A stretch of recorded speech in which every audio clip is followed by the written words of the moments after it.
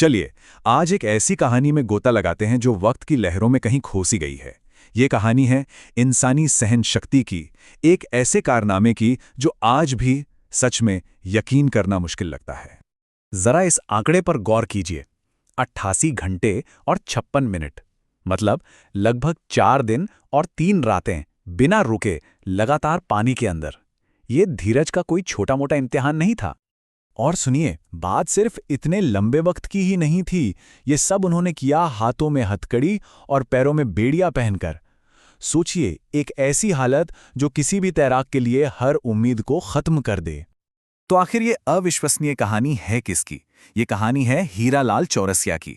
एक ऐसा नाम जो शायद आज बहुत लोगों ने नहीं सुना होगा, लेकिन जिनकी हिम्मत की दास्तां हर किसी को प्रेरणा दे सकती है। इस कहानी को ठीक से समझने के लिए हमें थोड़ा पीछे जाना होगा। साल था 1954। भारत को आजाद हुए कुछ ही साल हुए थे और देश अपने नायकों को खोज रहा था, और हीरालाल चौरसिया उन्हीं में से एक बनने वाले थे। तो उन्हें ये सब करने की प्रेरणा, ये मोटिवेशन कहाँ से मिली? उनके पोते बताते हैं कि चौरसिया जी का मानना था कि अगर इरादा पक्का हो और मकसद साफ हो तो इंसान कुछ भी कर सकता है। उनकी ये तैराकी सिर्फ ये रिकॉर्ड नहीं थी, बल्कि इसी सोच का सबूत थी। अब सवाल ये उठता है कि कोई भी इंसान ऐसा कर कैसे सकता है? देखिए, ये कोई एक रात की कामयाबी नहीं थी। इसके पीछे दशकों की मेहनत, लगन और हाँ, नाकामियों से सीखने की हिम्मत भी थी। उनका ये सफ़र तो बहुत पहले ही शुरू हो गया था। 1937 में हथकड़ियों के साथ 40 मील तैरने से लेकर 1942 में 82 घंटे से भी ज़्यादा तैरने तक।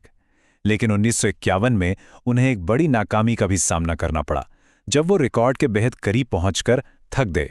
पर उन्होंने हार नहीं मानी। और इसी नाकामी के बाद आता है वो ऐतिहासिक दिन, वर्ल्ड एंड्योरेंस स्विमिंग रिकॉर्ड को तोड़ने की उनकी तीसरी और निर्णायक कोशिश। उस जमाने के अखबारों ने भी इस खबर को खूब कवर किया था। ये देखिए, अमृता बाजार पत्रिका की एक खबर। साफ दिख रहा है कि लोगों में इस कोशिश को लेकर कितना जोश था। इलाहाबाद यूनिवर्सिटी के स्विमिंग टैंक का नज़ारा उस दिन देखने लायक था। एक तरफ शंख और वेद मंत्रों की गूंज थी, तो दूसरी तरफ डॉक्टर्स और जजों की एक पूरी टीम उनकी हर हरकत पर नजर रखे हुए थे। उनका खाना पीना भी बहुत सादा था। उन्होंने किसी भी तरह की नशीली चीज लेने से साफ मना कर दिया था। और लोगों का जुनून, वो तो अलग ही लेवल पर था। हजारों लोग इस ऐतिहासिक पल को अपनी आंखों से देखने के लिए जमा हुए थे। ये कोई खेल नहीं था, ये देश के सम्मान का मौका बन गया था। इसी दौरान एक बड़ा ही भावुक पल भी आया, जब उनकी 85 साल की ना देख पाने वाली मां उनसे मिलने आई। मां बेटे के बीच की वो छोटी सी बातचीत बहुत कुछ कह जाती है। एक मां का अपने बेटे की असाधारण किस्मत पर गर्व और फिक्र का वो मिला जुला एहसास। और फिर वो लम्हा आया जिसका सबको इंतजार था। आधी रात का वक्त, जैसे ही उन्होंने पुराना रिकॉर्ड तोड़ा, पूरा आसमान तालियों और नारों से गूंज उठा। कहते हैं ये जश्न लगभग 15 मिनट तक चलता रहा। ये एक ऐतिहासिक जीत थी।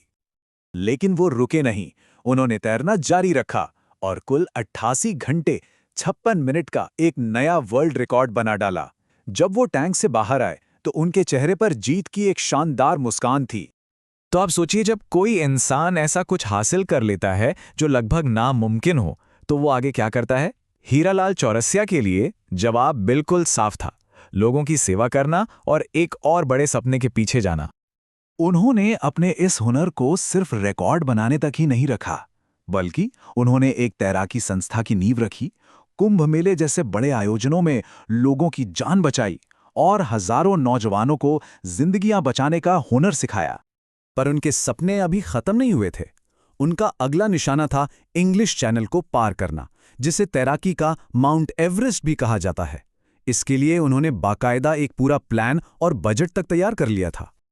लेकिन उनके इस बड़े सपने और सच्चाई के बीच एक दीवार खड़ी थी, ब्यूरोक्रेसी की, यानी सरकारी कामकाज की दीवार।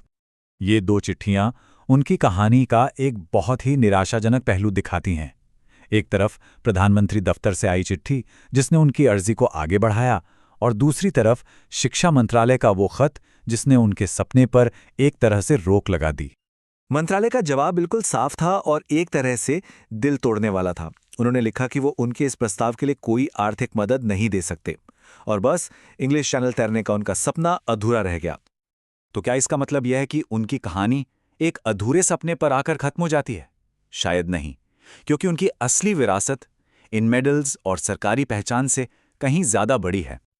देखिए, अगर आप सरकारी कागजों की कहानी देखें तो क्या दिखता है कि उन्हें फंड नहीं मिला, कोई बड़ा अवार्ड नहीं मिला। लेकिन अगर उनकी असली विरासत को देखें तो वो है अनगिनत जिंदगियां जो उन्होंने बचाई, वो हजारों लोग जिन्हें उन्होंने तैरना सिखाया, और वो हिम्मत जिससे उन्होंने एक पूरी पीढ़ी को प्रेरणा दी। उनकी पूरी जिंदगी का सार, उनका फलसफा इस एक लाइन में आ जाता है। उनके लिए तैरना सिर्फ कोई खेल नहीं था, ये सेवा थी, एक तपस्या थी। और ये कहानी हमें एक बहुत बड़े सवाल के साथ छोड़ जाती है। आखिर किसी हीरो की, किसी नायक की महानता का असली पैमाना क्या है? क्या वो जीते हुए मेडल होते हैं, या वो जिंदगियां जिन्हें उसने छुआ और बचाया?